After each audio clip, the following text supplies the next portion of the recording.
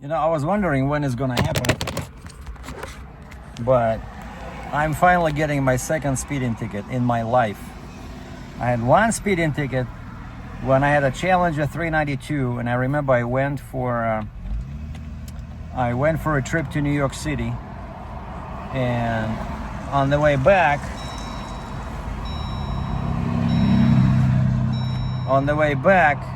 by the way, you see I'm wearing my t-shirt, Dodge Challenger. And on the way back, I was near Buffalo, New York, and I was doing 80 miles, and they caught me in a 65, I think. Yeah, and even the cop was giving me compliments about my car, and then he says, oh, 15 miles over, that's nothing. And so today, I worked full day from 6:45 to 4. And then, like, it was a long day. You know, normally they let us go earlier, but even at 3 o'clock, my dispatch says, okay, one more. It's really close, which is like 15 kilometers away, a pickup, you know. So I picked up a RT boom lift. And then I said, okay, I need to start Uber. So I started Uber.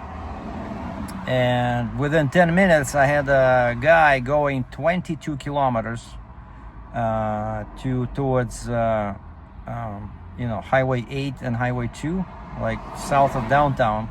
So I paid $20, and I'm thinking, oh, cool. So all I need is another 30, which is my plan for, daily nights, is like $50.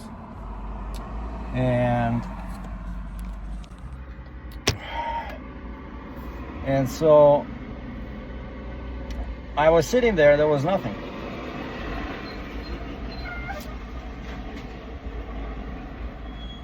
So I got frustrated. Oh, give me 1 second, I forgot to pay. Yeah, that's a cop. And so I'm coming back home empty, 30 kilometers. And I know this tunnel. There's a tunnel on Airport Road, where a couple of times I saw a motorbike cop sitting on the shoulder with a gun, radar gun, because the speed limit is 80, but when you enter the tunnel, the speed limit changes to 70. And so if somebody was doing 90 or 100, that's where they catch him.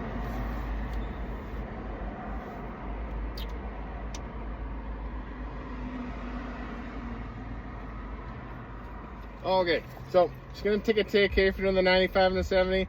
It's $212. Got to do it by September 10th of 2025.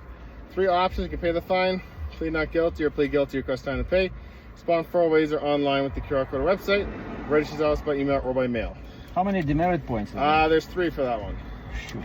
Okay, so I can't do anything about demerit points. All right. All right, driver's license inside here. Okay, guys, want to make sure you're paying attention. Okay. All right, drive safe. Thank you, sir.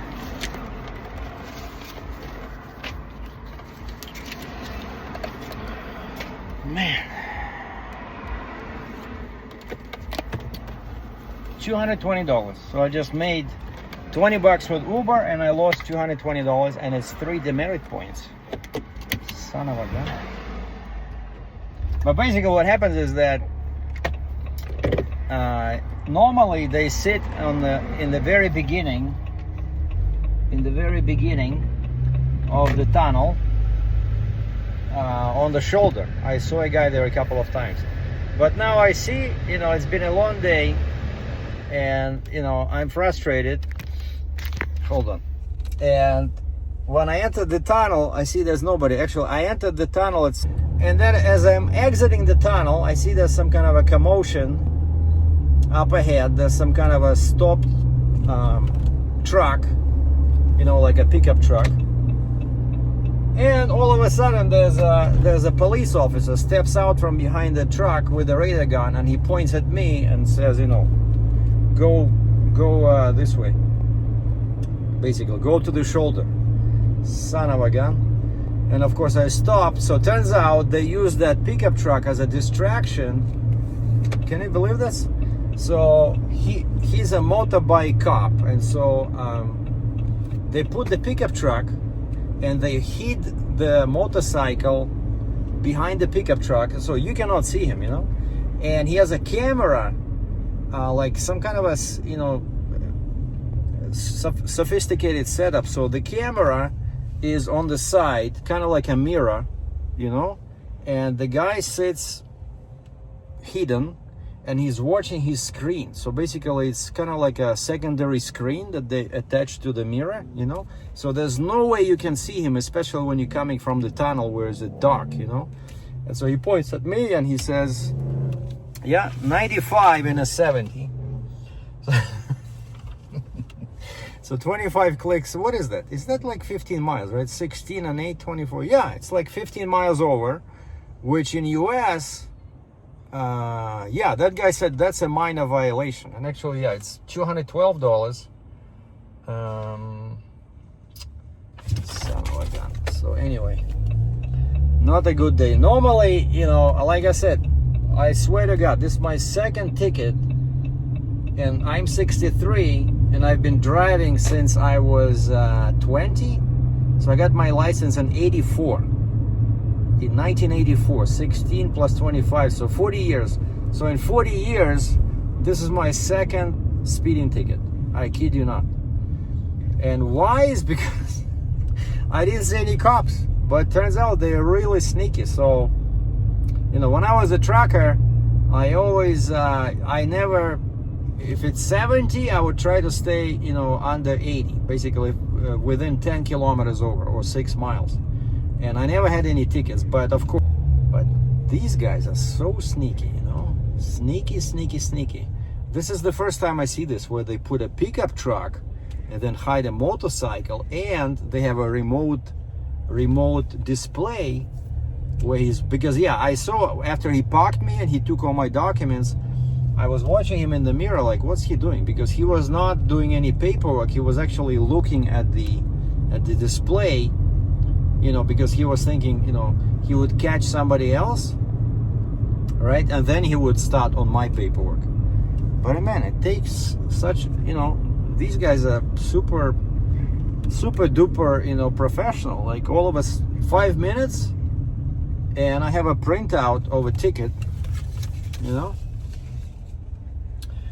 On or about 30th day of July, at or near Calgary, Alberta, Drachev Sergey, my address here, did unlawfully contravene section 115 of the Traffic Safety Act, drive vehicle while exceeding maximum established speed limit. And Mr. Michael Cornelson, issuing officer, laser, ticketed speed laser. Oh, maybe I could yeah, if it's laser, I probably could fight this thing. How to respond, your options: pay the voluntary payment of $212, plead non-guilty, a trial date will be set, and plead guilty and request time to pay. Yeah, screw this, I'm pleading not guilty, because these laser, they have to prove that to the court that this laser gun was calibrated regularly and stuff like that, so that the officer was not drunk, and then you never know, the guy may not show up for court. So yeah, forget it. I would pay the fine, even though $212, that's not a small amount. But what I'm mostly concerned with is demerit points, because if you remember, back in 22, I got my U-turn ticket, $165, and I think it was either 2 or 3 demerit points. And so yeah, I cannot get demerit points, because then I can lose my license, and you know, that's my livelihood, right?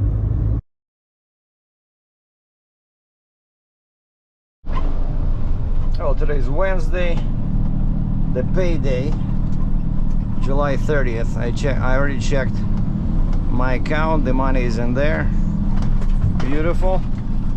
And I'm doing my first run in the Freightliner.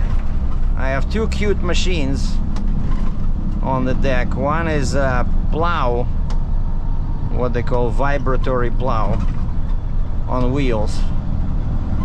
No, wait, sorry. The first one is a trencher. You know, a trencher that has like a chain with blades moving forward. So that's my first delivery, and the second one is trencher on tracks, like small machines, but you can move to no, yeah, the one on tracks, I think it's too heavy for a pickup truck, and that's why they put me in the Freightliner. And then after this I'm doing 2 pickups. So my first trip has 4 stops: pickup 1, delivery 1, delivery 2, and then pickup 1, pickup 2. So time now is what, 7:40. I think by the time I get back it'll be 10 o'clock. Almost time for lunch, because my first run I'm going out of Calgary. Well, not too far, but it's from here it's 26 clicks. And I called the guy and he says, be careful, it's very foggy over here. I said, roger that, sir, thank you.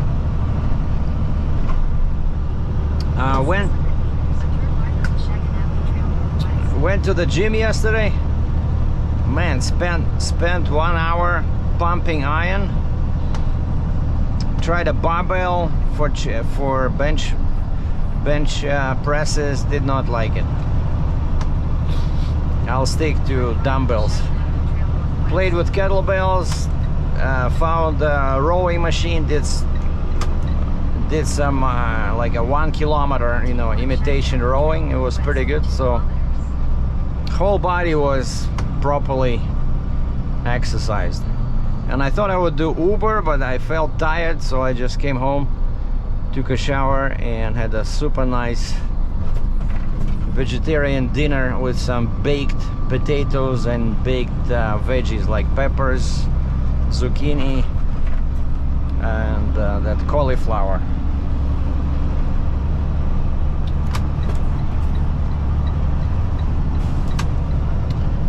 And some guy booked my Durango for January 26. Good thing it's not 27. Like, why are you booking 6 months in advance? And he sends me a note saying that he's from New Zealand and he's coming with his family, and starts asking me some weird questions. What's the policy about accidents and damages? Basically, he says he never did it before, and so it was weird. And then I looked at, and he booked the car for 3 weeks, and I was curious, how much did they charge him? Because it's January, right? It's not exactly peak of the season, and looks like the daily rate he would be paying is like $75, of course, Canadian. So, which is ridiculous. That's why I canceled it. I sent him a message. I said, sorry, the prices that they're charging you are unrealistic. I need at least $135 a day, like gross to him. So this way my 75% becomes $100, which is more like it. Because I remember a couple of years ago, I rented pretty much same Durango RT 5.7 in winter when I had the Hellcat, right? So the Hellcat was in storage, and so I needed a 4x4 vehicle. I was going shooting to the public land, and this was January, I'm positive, I remember, and they charged me $200 a day. So $75, no freaking way for a 6 months old Dodge Durango with 7 seats. And right away the rental company sends me a warning. Your cancellation rate now is at 7%. If you reach 10%, we will cancel your account. All right, cool. So I went ahead and I made sure that all the prices for the next 6 months, what I want them to be, you know. But August is gonna be super busy. I have like 4 trips planned. the nearest one starts Friday, but this is just like for 3 days. So Thursday, which is tomorrow, I'm gonna go and take the car to Coin Car Wash, clean it outside, inside, make sure it's full of gas, and check the windshield washer fluid. And then I have to print out the agreement, like proof of a rental, in case a cop stops them, because that one has their name, the customer name, my name, the license plate of the car, and explains to the cop what's going on, why somebody other than me is driving. And I just need to put that in the envelope inside the vehicle, and then figure out, well, actually his start is at 9 p.m. so I'll be home, so I don't have to use my magic magnetic box. I'll just meet the guy. And then the next one, I think, is a few days later. No, even on, when he returns at Monday, Tuesday evening, another guy takes it for a week. And then, yeah, there's 2 more. So yeah, August is busy for rentals.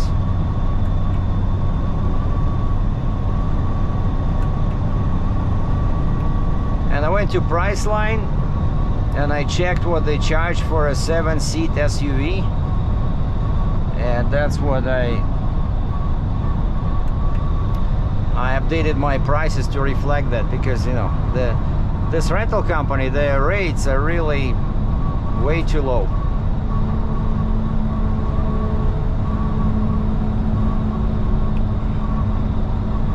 In other news, I'm upgrading my magazine on the MVP Patrol Mossberg. Like, look at this guy. That's what in Florida is called eternal left. So he's doing a turn somewhere 10 kilometers down the road, but he has his signal on just in case. So now I'm stuck behind this guy.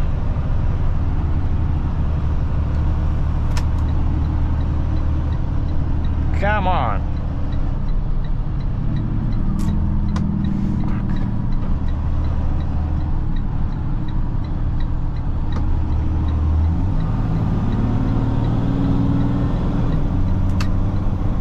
And of course, as soon as I try to pass him, look what he does. He starts doing 100 miles an hour. I hate when people do this. Why were you dragging your butt when I was next to you, moron?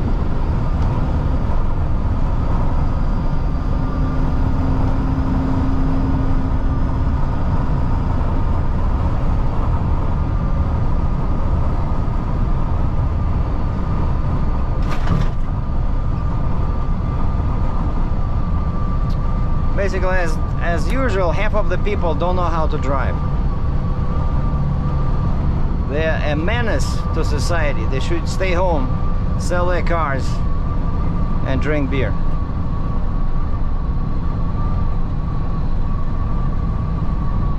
Yeah, a friend of ours was telling me about his dilemma with his old parents that are past 80, and they insist on driving. And they took their car out, and when they came back, they parked it in the garage with closed doors, and they left it running. So the estimate is, they said the car was running for almost 24 hours. And when they picked it up on the next day, started driving it, it shut down. And they took it to a dealer, and the dealer found at least 200 error codes on the computer, and so the damage was extensive. And they believe it's because of that the car was, you know, overheating, sitting in an enclosed space, running and breathing its own exhaust, you know. So basically, it's when you get old, there should be a time when they should just say, you know what, you should probably use Uber from now on.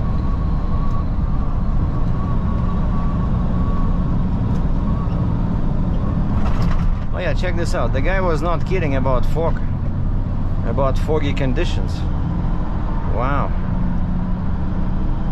It's like that movie, you know, about aliens.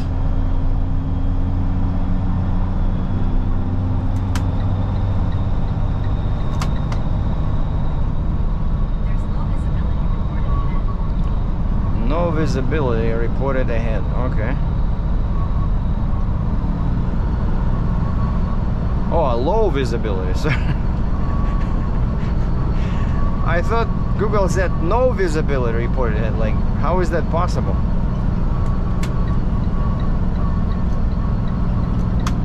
Well, I just turn on my lights just to be on the safe side.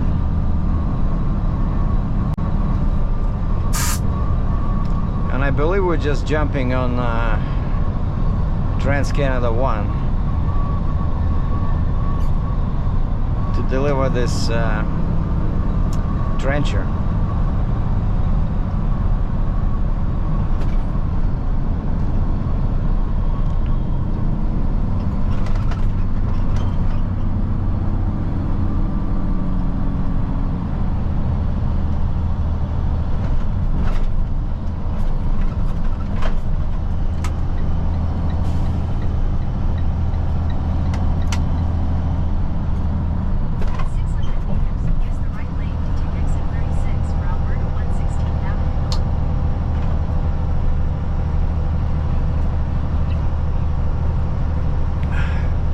So I saved $4 this morning again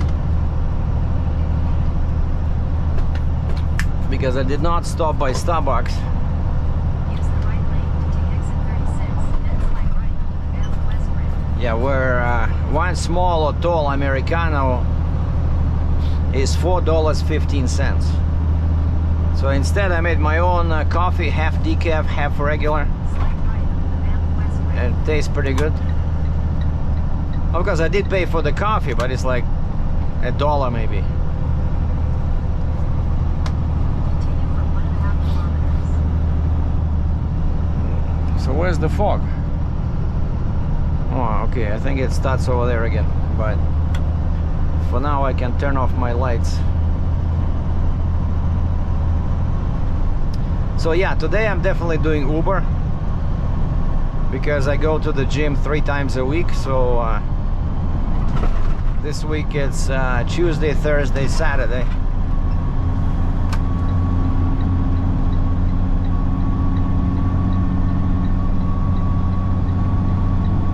600 meters, origin 16th Avenue Northwest, Trans-Canada Highway. And so today I should not feel tired. I can just go and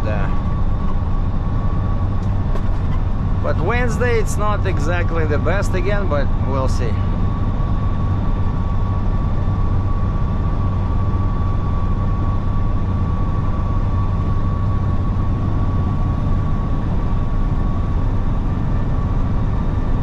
3 kilometers, use the right lane to take exit 172 over Banff Village Road.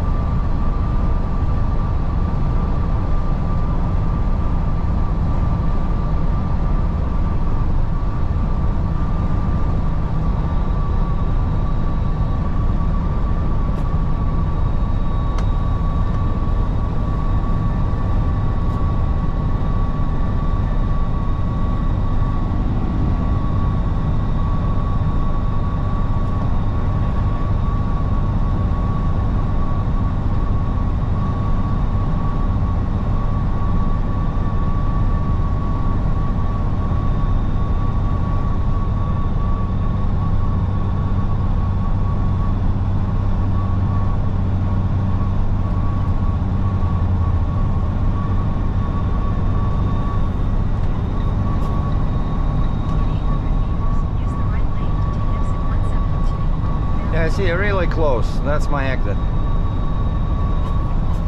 It's called Old Banff Coach Road.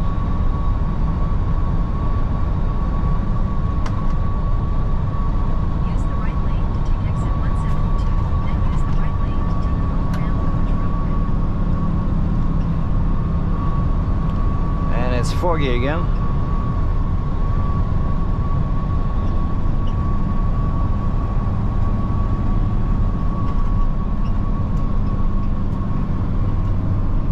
Use the right lane to take the Old Banff Coach Road ramp, then bridge onto Old Banff Coach Road.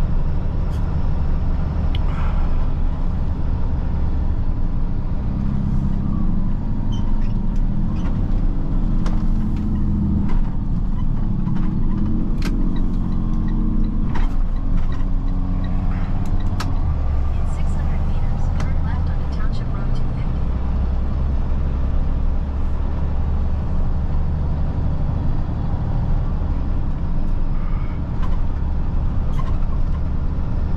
Well, this reminds me of England. Narrow road, twists and turns, practically no shoulder, and lots of trees. Turn left onto Township Road 250.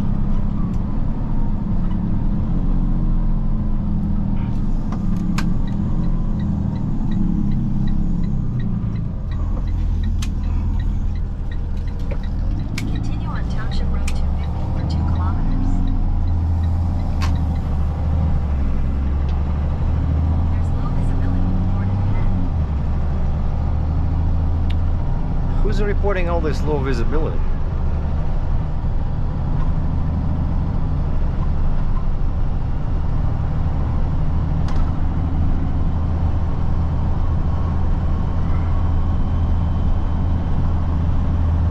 Yeah, if I was driving on this side and the steering wheel was here, this would definitely be like England.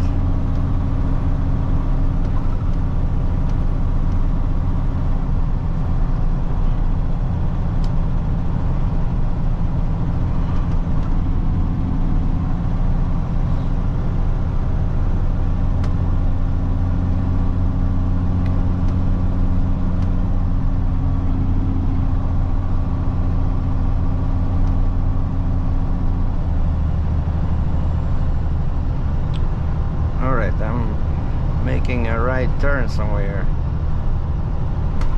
after a small creek. In 600 meters, turn right onto Range Road 32.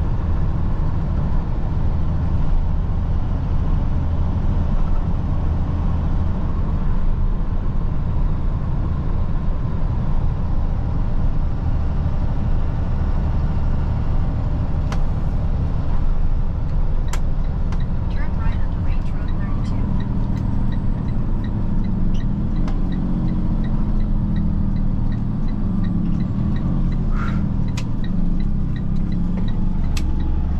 Continue on Range Road 32 for 3 kilometers.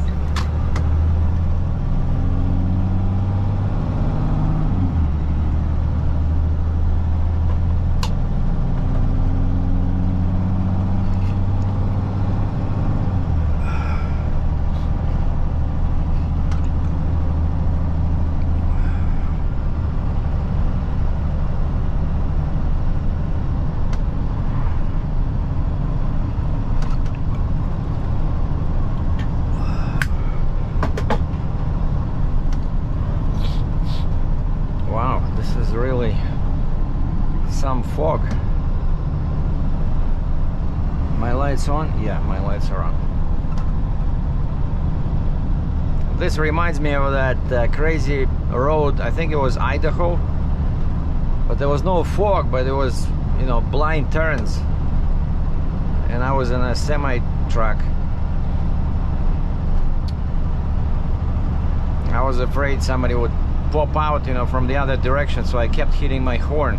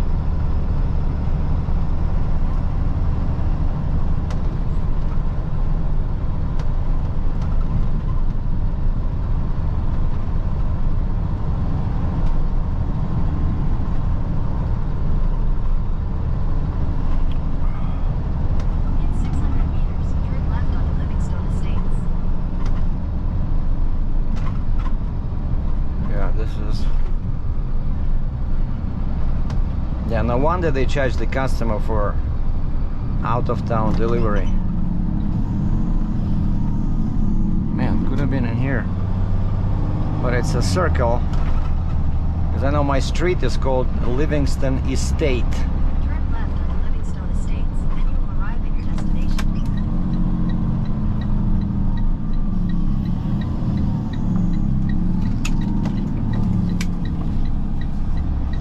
All right, I need to double check my paperwork, because yeah, I only put Livingston Estates, I didn't put the house number. Well, I unloaded the trencher. The guys, basically the electricians, they're digging a trench, I guess something to do with electricity, so I better leave before they start asking me too many questions. Like, but again, a lot of people, you know, when they rent equipment, they have no experience with it, and I never use these for work, right? I only know how to drive them so that I can load them and unload them, but I do know the basics. So the guy says, how it even works? How does it even work? I say, well, this is how you move it, forward, reverse. This is how to operate the chain.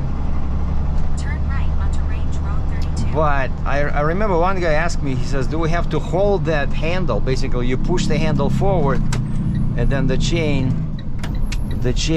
with teeth starts going this way, and then you pull it backwards, and then the chain goes backwards. But if you release that handle, the chain stops moving, and I don't know myself how to, if it's possible to, you know, operate it without holding it all the time, because that would be tiring. Imagine you're digging a trench and you always have to keep it. I think there should be like a locker, you know, like a switch that locks that. But you know, again, I'm not a construction worker, right? I'm a delivery driver. My job is to deliver equipment that you rented. So and actually all our paperwork says we provide basic instruction. All operators must be fully trained, because you know, even this machine, right, the trencher, you can kill yourself, you know, you can cut off your leg or whatever. They can be dangerous.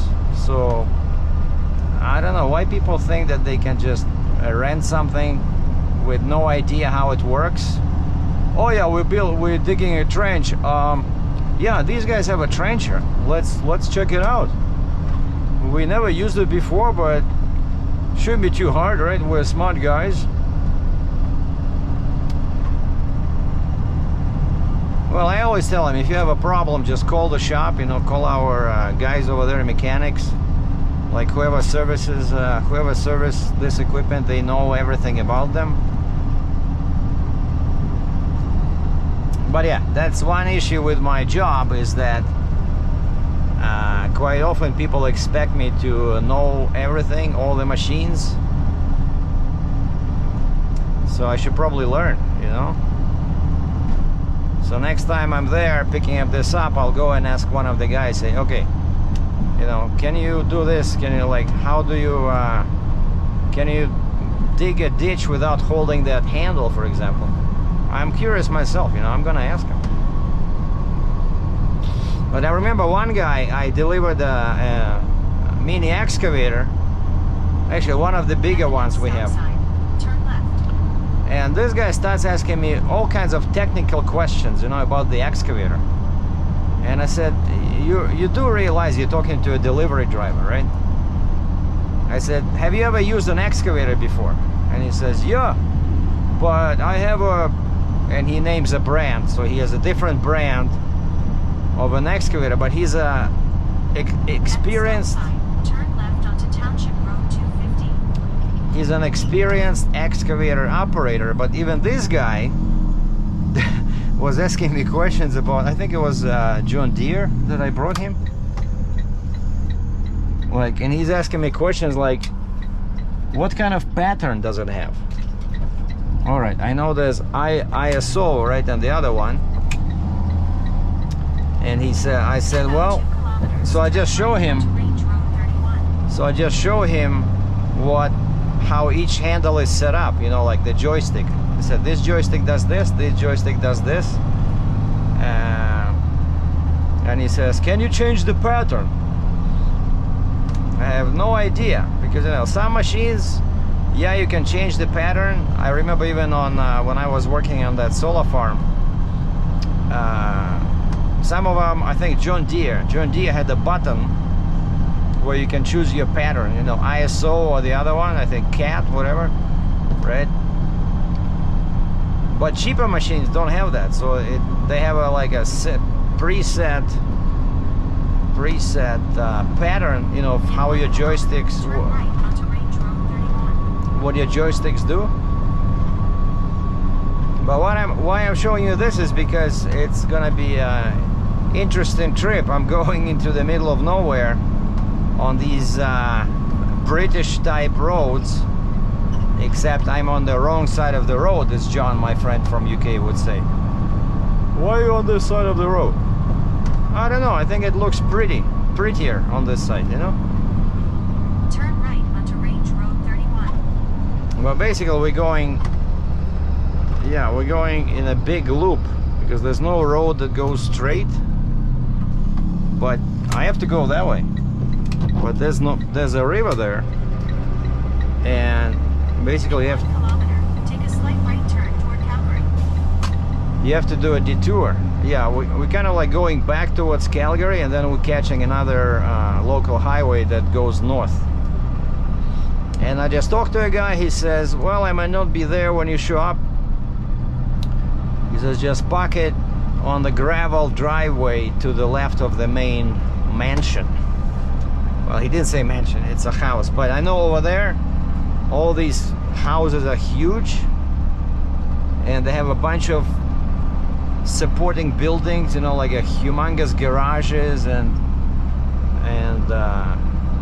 horse barns, you know, stuff like that. Past this entrance, then take a slight right turn toward Calgary. Yeah, so we're going under the bridge because this is Trans-Canada 1. So the Banff is this way, Take a slight right turn toward Calgary. about 2.5 hours away. And this way we're going back to civilization.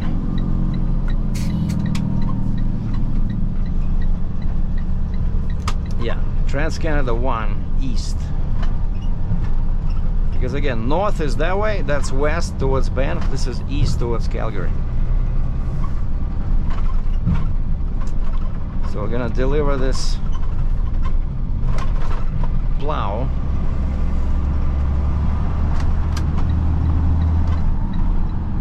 In about 3.5 kilometers, take exit 177 to merge onto Highway 201.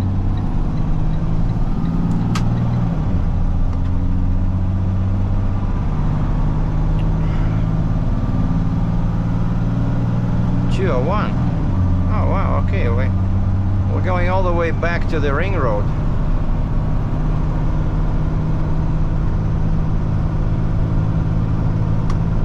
Okay, I got it. Yeah, we're going back to the ring road, and then we're taking 1A west, which is the road I take when I go shooting.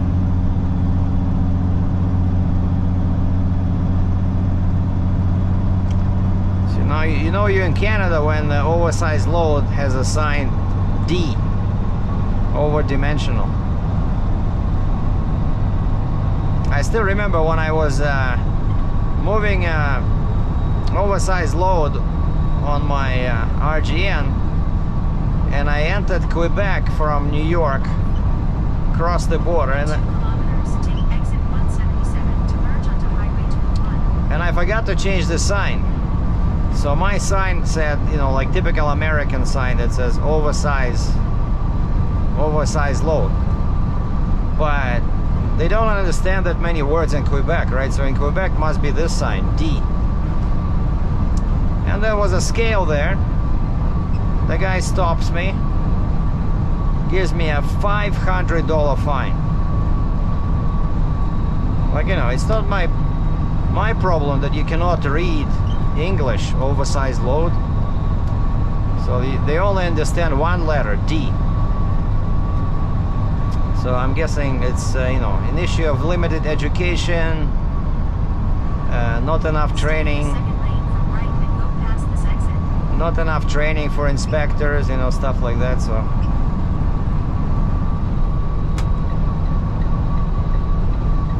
all right, so we're going here. Use the right 2 lanes to take exit 177 to merge onto Highway 201.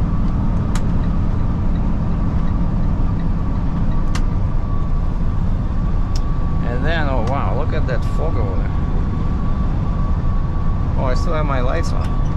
That's not good. Use the left 2 lanes to take left to merge onto Highway 201 north toward Edmonton.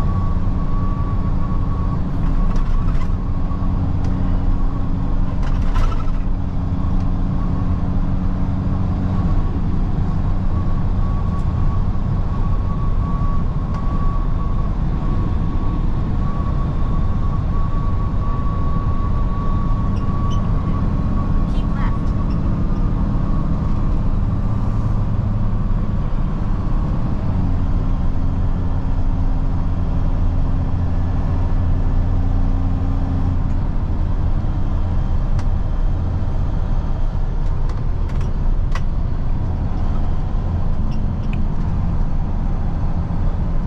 It's gonna be another hot day today.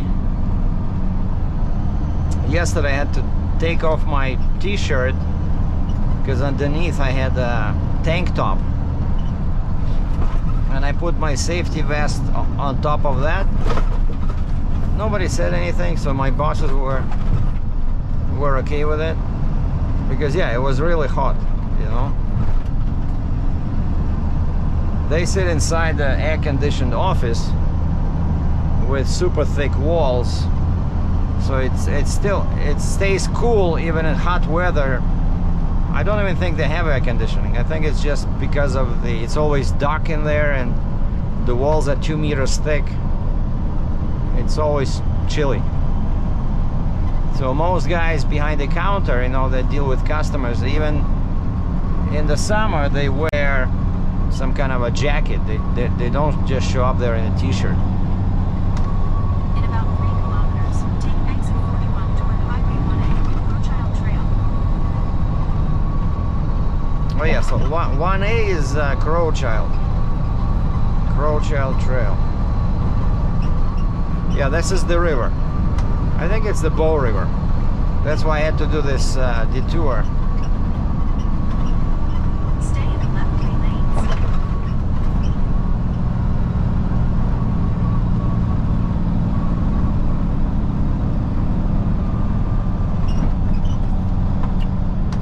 Oh wow, we're gonna be driving 90 here? No, 85. In 2 kilometers, take exit 41 toward Highway 1A and Crowchild Trail. It's because there's a dump truck ahead, but I need this right lane. And there's a lot of traffic. Oh, the guy in the front, the Nissan Rogue, is a fellow Uber driver, because his license plate starts with a, oh, another one, Nissan Versa. I'm still looking for Suzuki, the favorite car of my friend in UK, but you don't see them here. He has 2 cars of the same make and model. Lane from right and go past this exit. Suzuki Vitara. So over here they sold the last Suzuki in 2014. Use the right lane to take exit 41 toward Highway 1A and Crowchild Trail.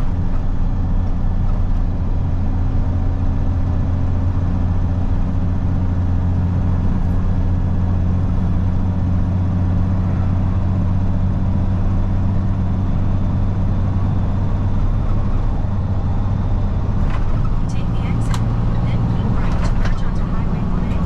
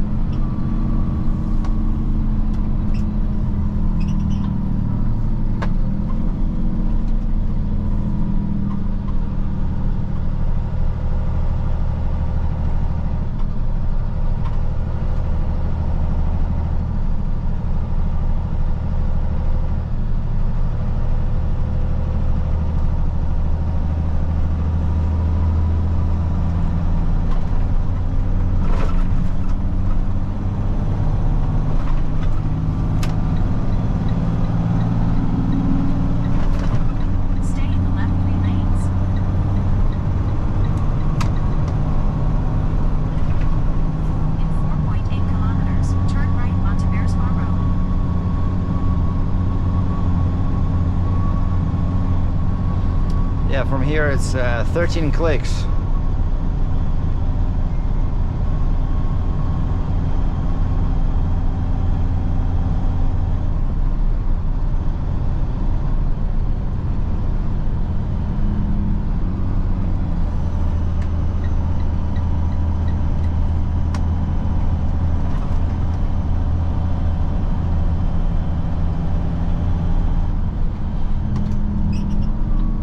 Shoot, I thought there was another lane in here.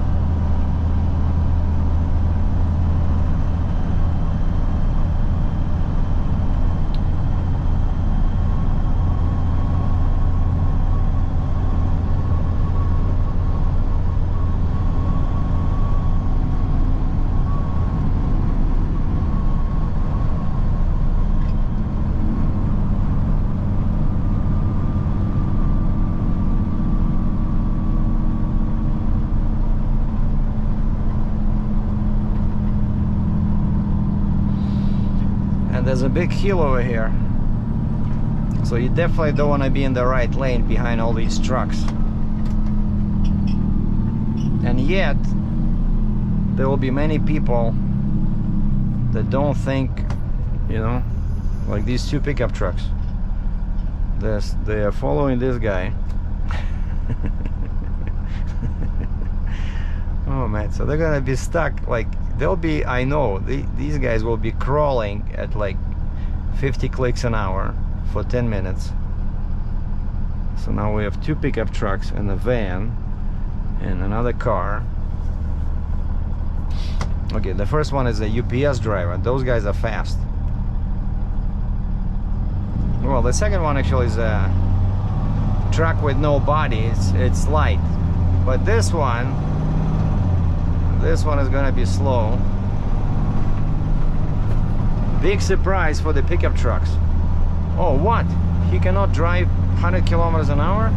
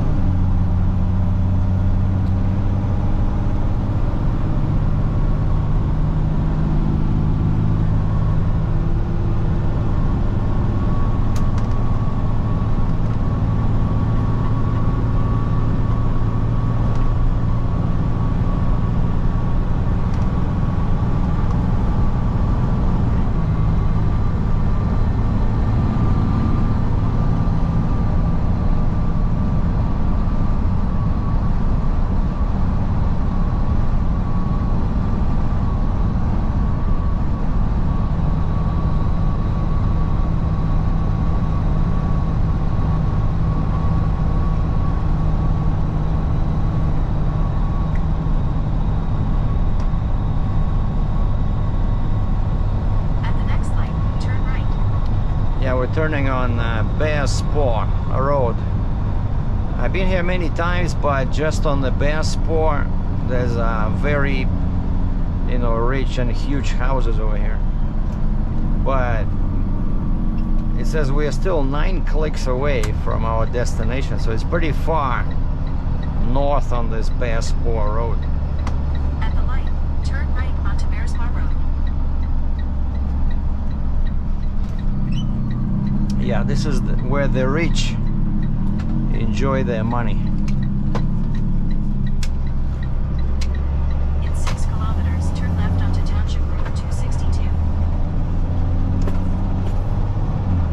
Yeah, I see like houses like this, 5,000 square feet probably.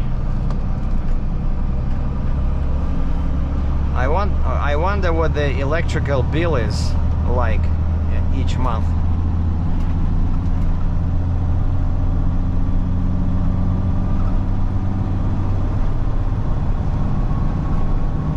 So again, this could be England, except I should be here, and this guy should be here.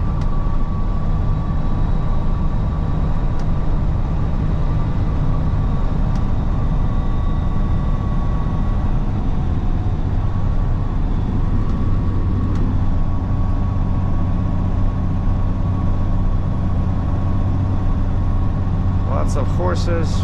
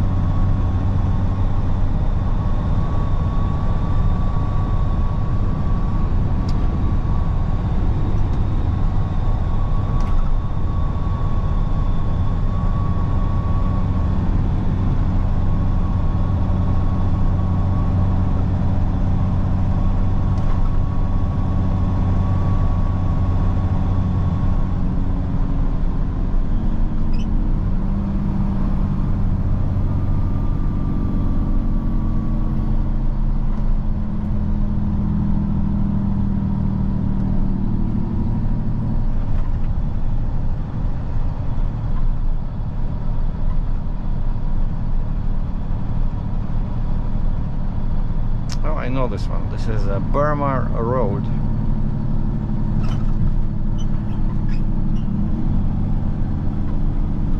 So these guys have stop signs.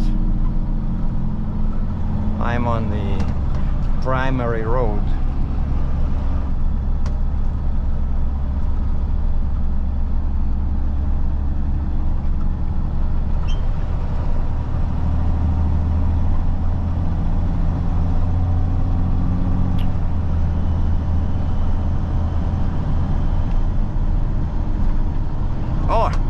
Road rat. Sons of guns. No insurance. They don't pay road tax. You hit them, you're always to blame. I'm just quoting John in the UK.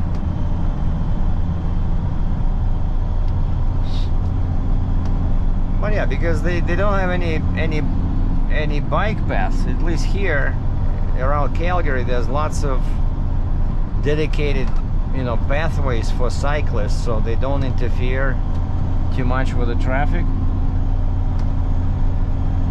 But this guy probably lives here, so the shoulder is pretty wide, so I don't think he would be a menace to trucks. Or as John called a wagon. Yeah, we'll be driving a wagon tomorrow to Glasgow.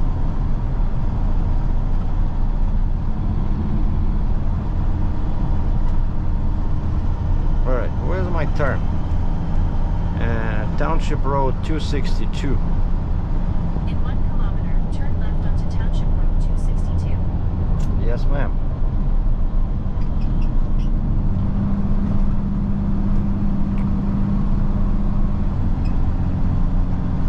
Wow, look at this. Rolling hills, lots of trees.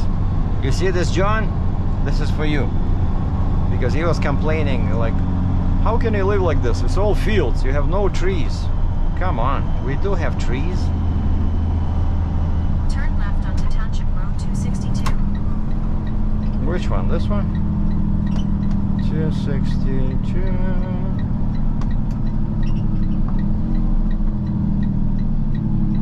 Oh, the guy is not behind me. There was a white pickup truck, so I was afraid he would hit me, so that's why I signaled so early. In 800 meters, turn right onto Poplar Hill Drive. Alright, so we're getting close. Well, this is a nice trip. I like these out-of-town trips.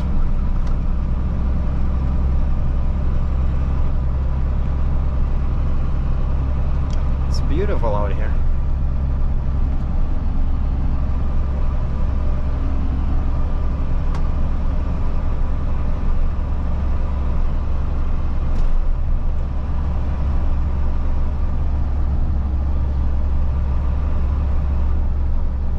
Turn right onto Poplar Hill Drive.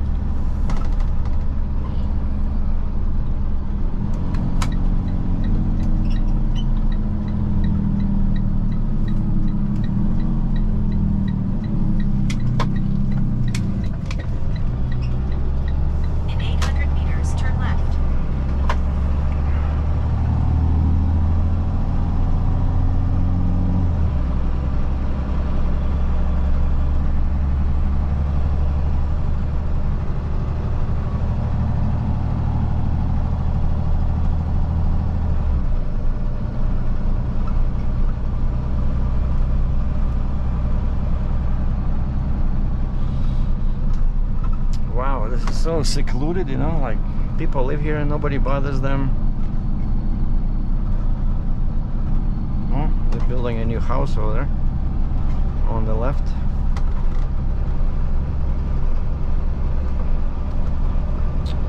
Turn left. And yeah, it's this one here.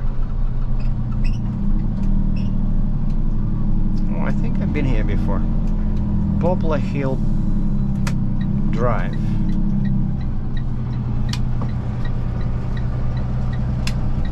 800 meters, turn right onto Cherry Valley Court.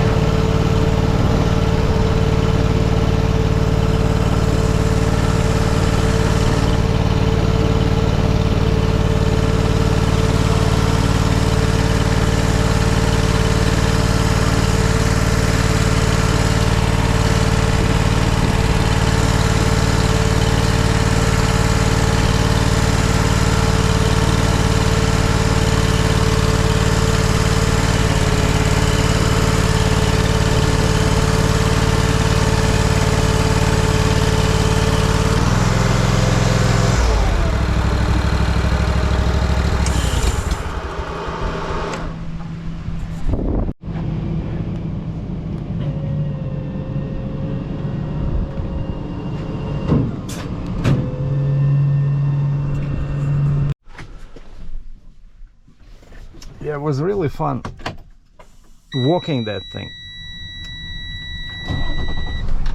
I don't know what is it about tracked machines, but in my opinion they're much more fun than wheeled machines. Turn left onto Poplar Hill Drive. So 2 deliveries are done and it's already 9 o'clock. Like normally when I do, you know, 1 delivery, 1 pickup this way, yeah, you know, like typical in the morning, my first run, 1 delivery, 1 pickup. 1.5 kilometers. Turn left onto Township Road 262. I'm usually back at the base around 9, but because here it's out of town,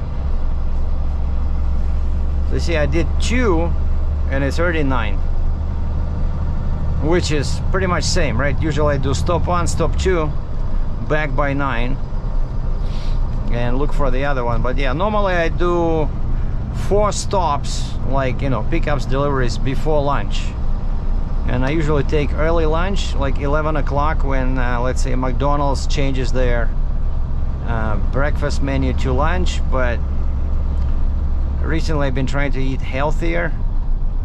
Especially yesterday I tried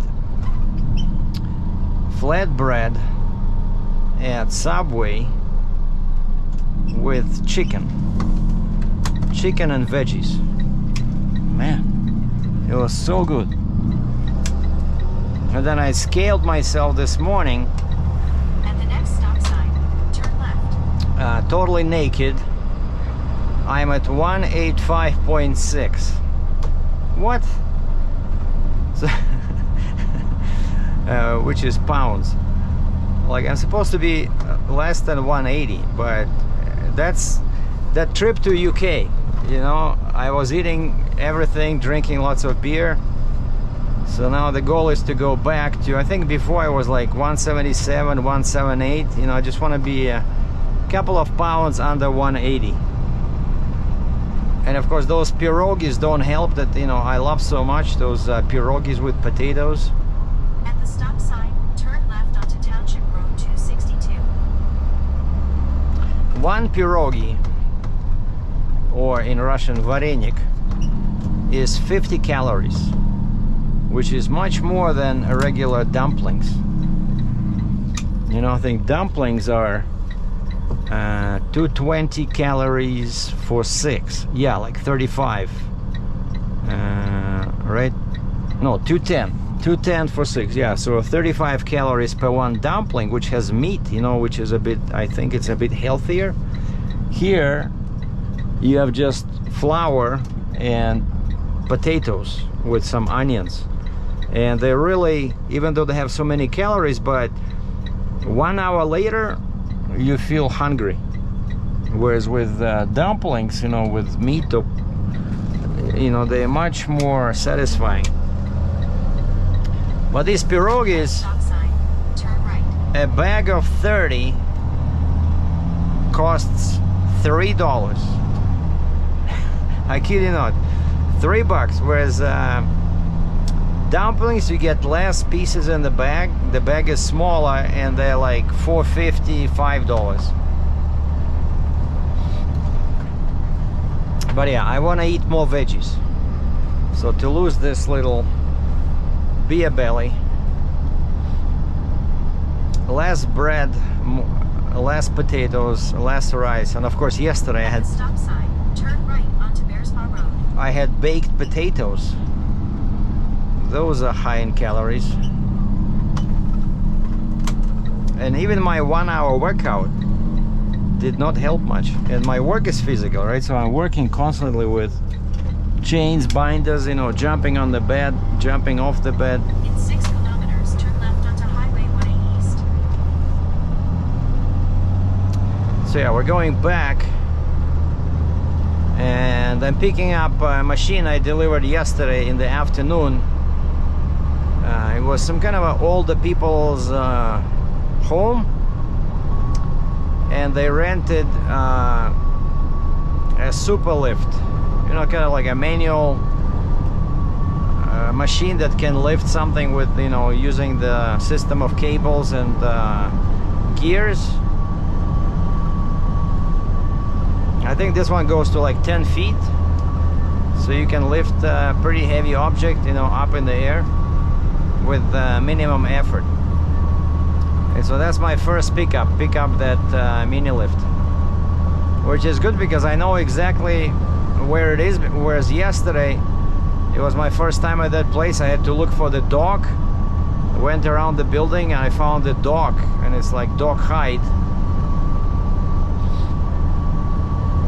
And the guys were pretty impressed how I was able to move the bed, you know, like I stopped maybe a couple of meters, you know, like 6 feet away from the dock, and the guy says, "Oh, you can come closer." I said, "Don't worry guys, this is a hydraulic bed, so I can move the bed. I don't have to move the truck." And they look kind of like confused, you know, like most everybody I meet, they have no idea how these trucks work and that the bed can actually move. And I have a wheel lift, so I can put on the ground which allows me to lift the end of the bed up or down, so to match the height of the dock, you know.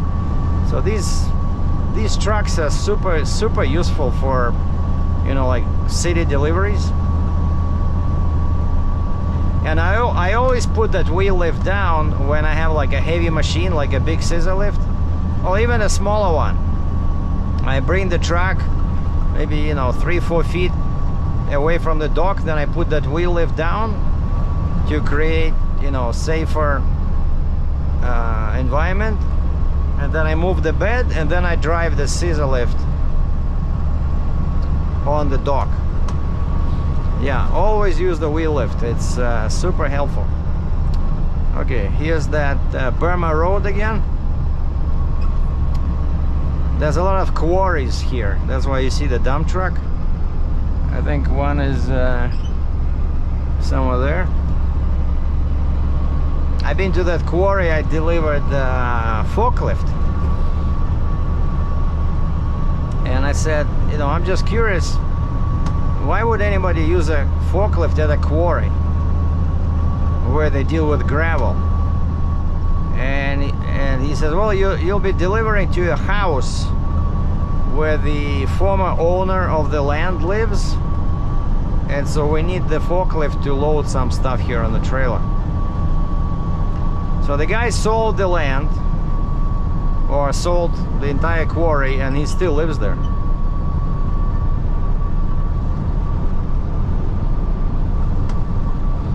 See, I see lots of people running, cycling, because of course, you know, when you have so much money, what else do you do in the morning? It's 9:34 in the morning. No, wait, it's that's my ETA. It's probably 9:10. So what's the time in UK? So 9 plus 7. Oh, it's already 5 in the evening over there.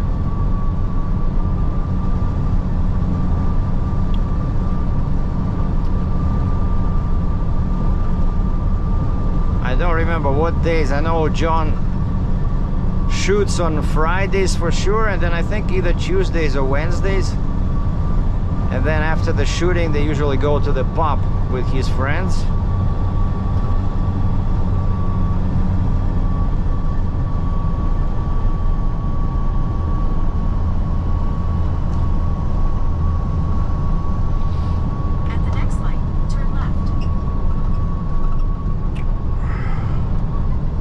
Alright, so we're back at 1A.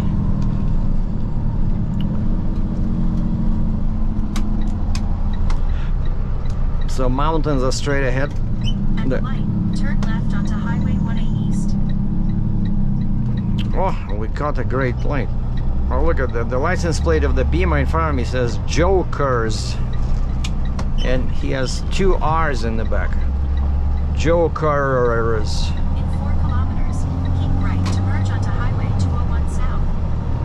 Why would anybody have a plate like that, I wonder? Alright, here usually prices are cheap at this little, what is this, Centex. So $1.35 per liter for gas. Diesel is good, $1.37.9.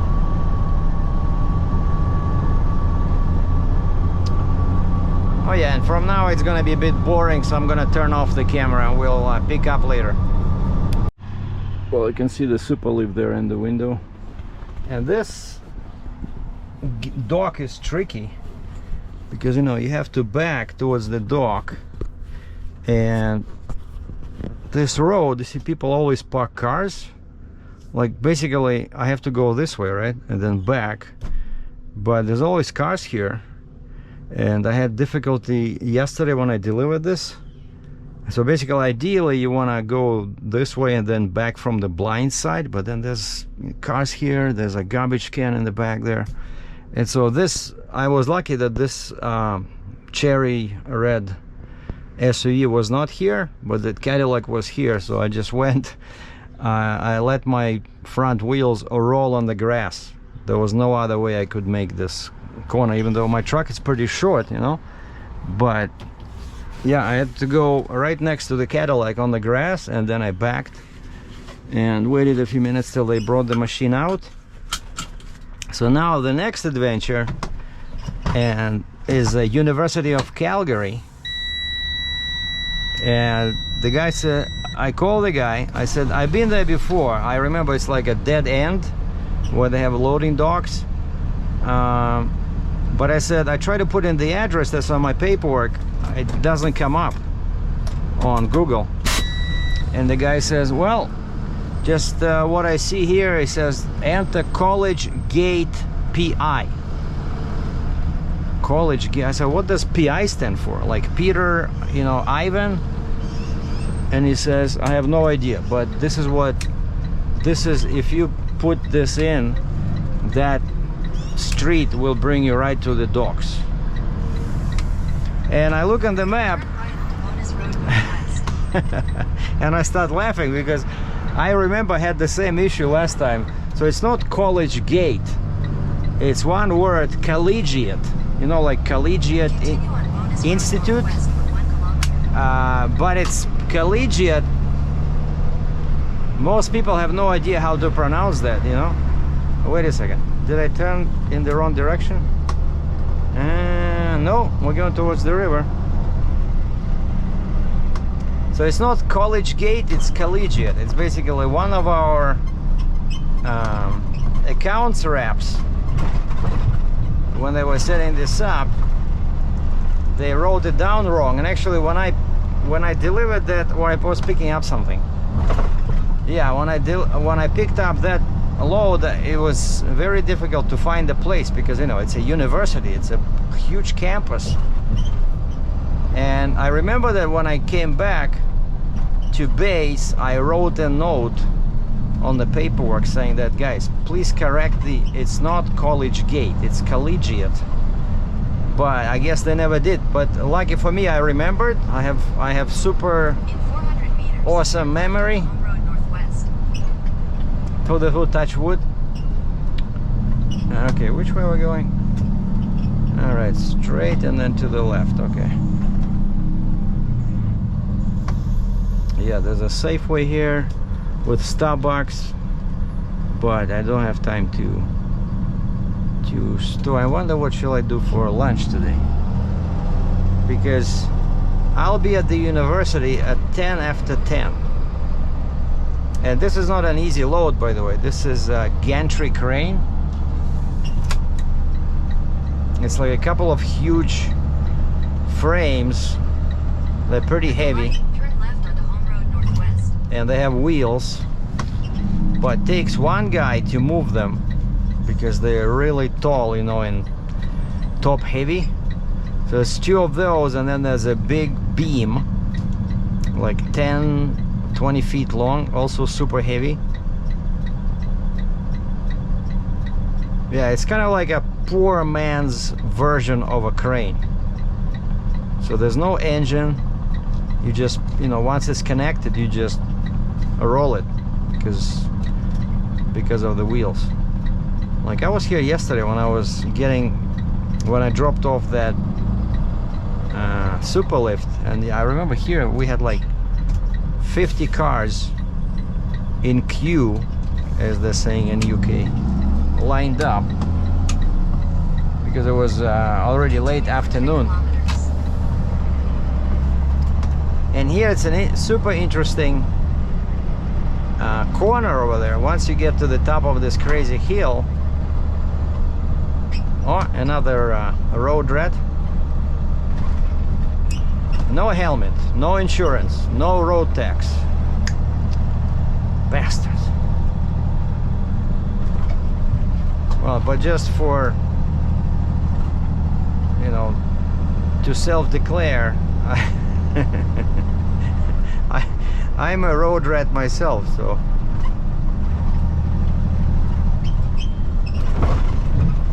Yeah, so here there's a super sharp turn, and there's like, I don't know, 35-degree hill.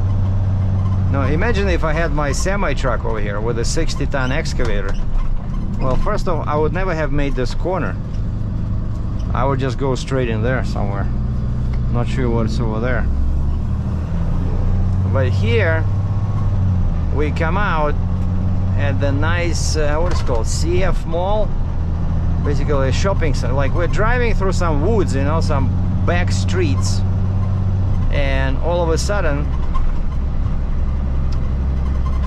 we're gonna be, once we're past that little patch of grass in the middle, yeah, here during rush hour, this is another stop and go here, because there's four-way stop signs.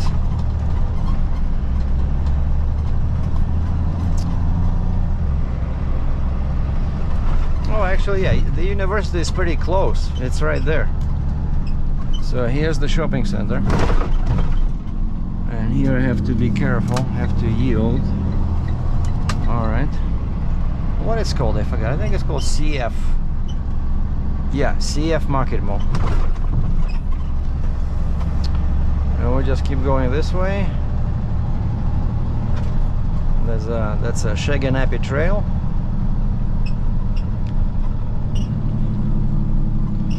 There should be lots of half-naked students walking around here. Or wearing expensive Walmart pants. No, those are not Walmarts.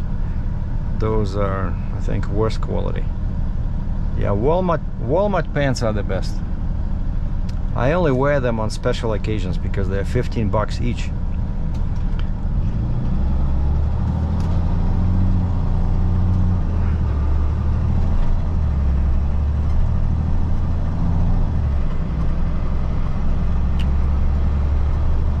Collegiate, yeah, that's what I'm turning right on Collegiate Boulevard, and that's why I couldn't find it. I was putting in 444 College Gate Boulevard. There's no College Gate. College Gate does not exist. Man, when I get back to base, I'll definitely gonna talk to them again. Can we please get this right?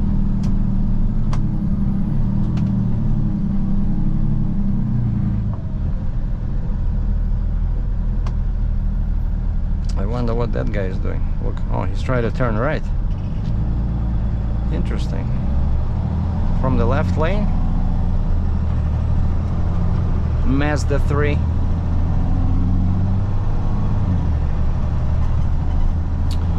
And I already had to take my t-shirt off. I'm now wearing my... Uh-oh. Here's some semi-naked. No, it's two middle-aged women.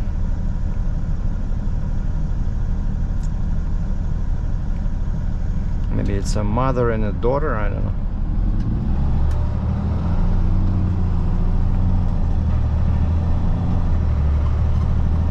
Okay, so now I think we're turning right.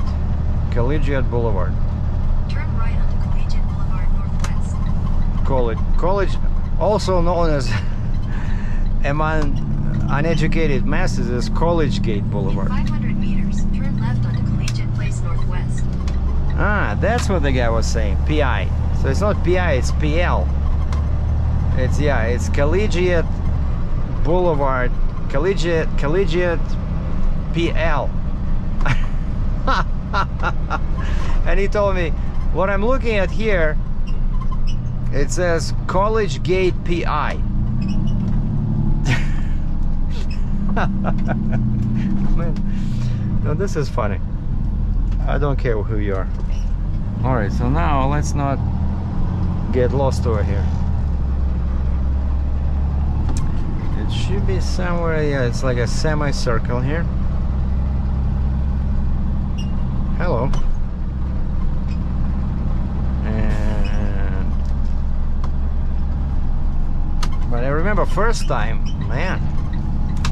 Okay, now Turn left onto Collegiate Place Northwest. now I remember, yeah. We turn which way? This way, I think. Yeah, okay. We turn this way. In 200 meters, turn right onto 200 Collegiate Place. I went that way before, like, man, first time it took me, I had to call the guy like 20 times, and he was so frustrated. And I said, I'm sorry, but you misspelled the word collegiate on the paperwork. That's why I cannot find the place. No, of course I didn't tell him that, but I said, but you know, the guy was getting super frustrated with me. Collegiate Place Northwest, Collegiate Place Northwest. Then you will arrive at your destination. But you see, now it's perfect. I didn't get lost single time. So it's right over here. You go right, and that's where they have the docks. It's like a dead end over there where it says no entry. Because yeah, you don't go this way, you go this way, and then the dock is that building over there. You have arrived. College Gate PI. Man, that's all. By the way, that's just give you a clue what we have to deal with as delivery drivers, because people make mistakes in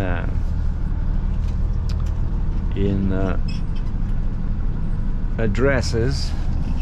I think it was, yeah, there's a dock there. Yeah, that's what the guy was saying. He says there's a bright yellow garbage can, and you can see 32nd Avenue. That's 32nd Avenue, but they see there's no, you have to leave this way. But so I'm so happy that I remembered the place, and now I just have to go and look for them. And yeah, I think last time they just brought out this monster crane, and there was a guy at the dock, and they asked him politely, could you please, you know, vacate the dock for 10 minutes while we load this guy. And then I moved my truck away. I still remember I parked over there next to the no parking sign, like clearly marked, and I tied everything down and we were good.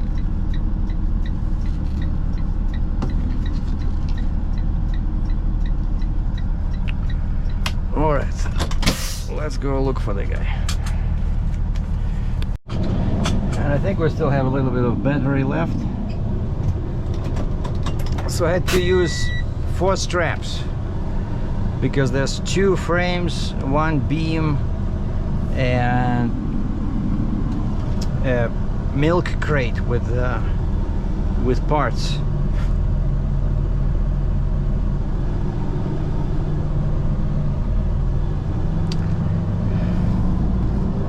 Now we're just trying to get out of here.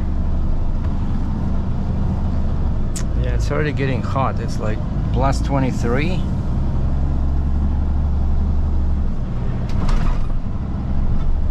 Turn left onto Collegiate Place Northwest. Then turn right onto Collegiate Boulevard Northwest. Collegiate Place.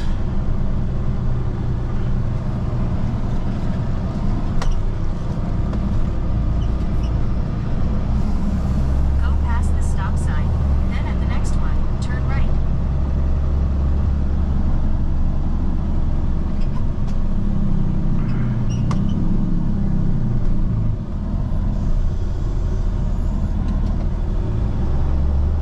At the stop sign, turn right onto Collegiate Boulevard Northwest.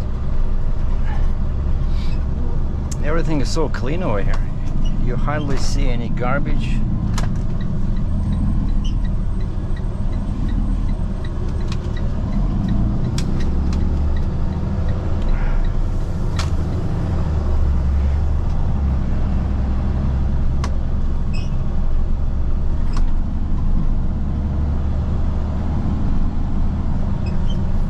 At the next light, turn left.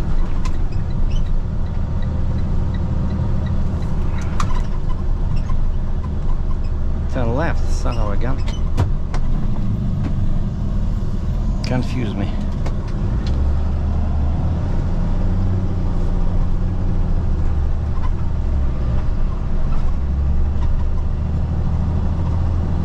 At the light, use the left 2 lanes to turn onto 32nd Avenue Northwest. Oh, both lanes turn left, okay. Yeah, so this is 32nd Avenue, so the docks were right next to it. Turn left. This is 32nd Avenue Northwest. Oh, I know what we're doing. We're going back to that CF Mall.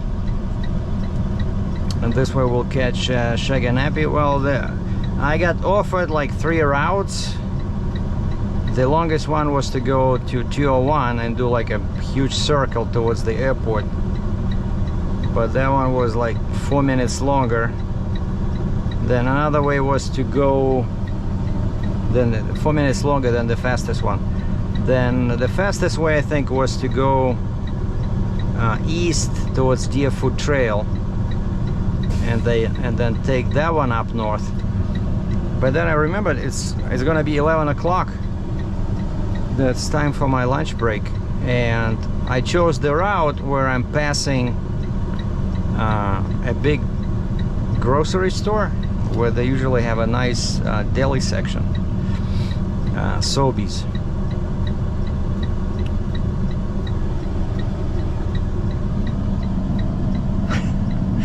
Now each time I sit at these lights, I remember John in UK complaining. He says, your red lights last forever. And he was right. You know, like compared to UK, you spend a lot of time at the red lights.